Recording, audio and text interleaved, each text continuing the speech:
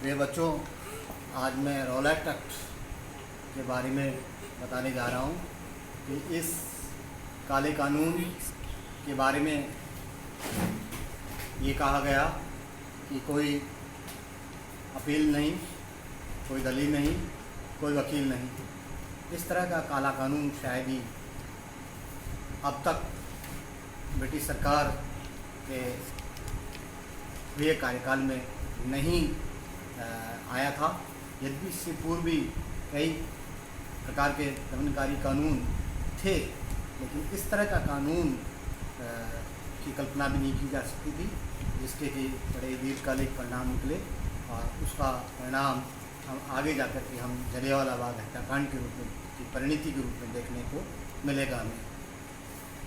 यदि हम इसकी पृष्ठभूमि में जाएं तो हमें ये देखना होगा कि प्रथम विश्व युद्ध के पश्चात या इससे पूर्व प्रथम विश्व युद्ध में ब्रिटिश सरकार का भारतीयों के द्वारा जितना संभव हो सका उतना सहयोग भारतीय लोगों के द्वारा ब्रिटिश सरकार को दिया गया था।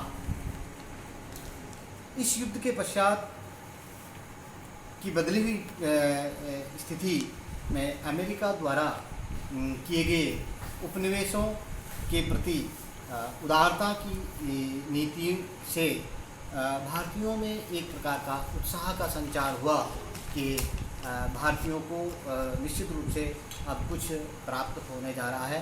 तो एक तरह से बदली हुई परिस्थितियों में अमेरिका के द्वारा इस तरह की घोषणा ने भारतीयों में एक उत्साह का संचार निश्चित रूप से किया, लेकिन भारतीय हुआ बिल्कुल उल्टा।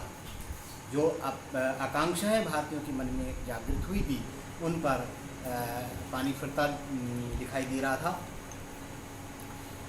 इस युद्ध के पश्चात इंग्लैंड और भारत के समक्ष अनेक नवीन परिस्थितियां भी उदित हुई थी। अंग्रेज़ सरकार ने पहले भी अनेकों प्रकार के कानूनी प्रावधान प्रशासनिक क्षेत्र के अंतर्गत स्थापित कर दिए थे, लेकिन युद्ध के उपरांत ब्रिटिश सरकार ने यह मानना प्रारंभ कर दिया था या उन्होंने सोच लिया था कि बदली स्थिति में भारत में आतंकवादी एवं इस तरह की गतिविधियां निश्चित रूप से बढ़ेंगी और ये आशंका के कारण ही उनको लगा कि इस तरह की गतिविधियों के आंकड़े में इजाफा हुआ है और आगे चल कर के भी इस तरह के आंकड़ों में इजाफा होगा, जिसके कारण समस्याओं के गंभीर और कठिन होने की आशंका भी ब्रिटिश सरकार के द्वारा व्यक्त की जाने लगी। नवीन कानून बनने के लिए भारत एवं प्रांतीय सरकारों का भी दबाव आने लग गया था।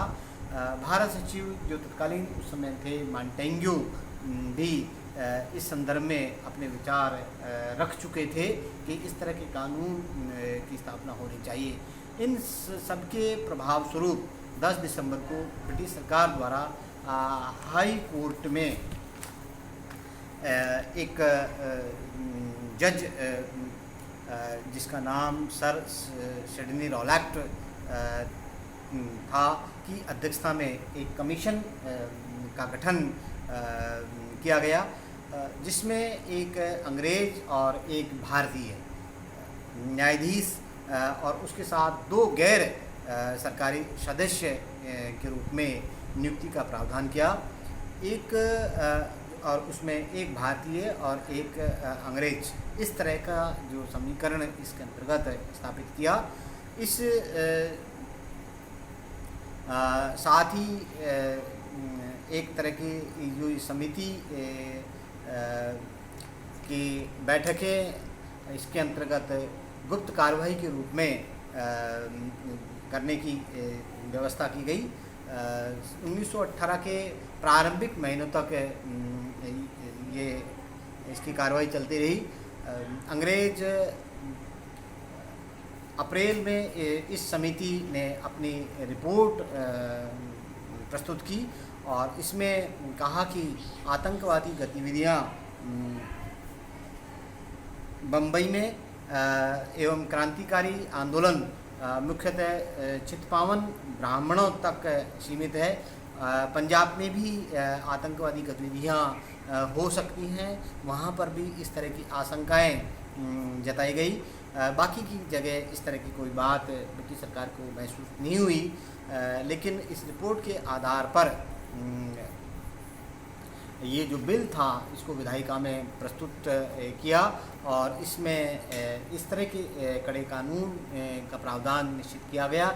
इसमें सबसे पहला महत्वपूर्ण बिंदु था कि किसी को भी बिना मुकदमा चलाए बंदी बनाया जा सकता है। दूसरा इसमें यह था कि युद्ध काल में नागरिक अधिकारों पर लगाए गए प्रतिबंधों को स्थायी कर दिया जाएगा।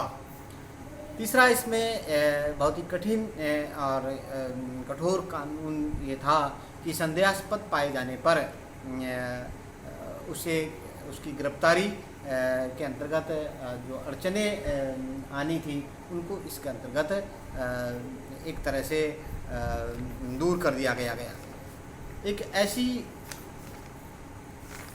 अदालत की स्थापना भी इसके अंतर्गत स्थापित करने का प्रावधान था, जिसके द्वारा दिए गए निर्णयों की कहीं पर भी अपील संभव नहीं थी।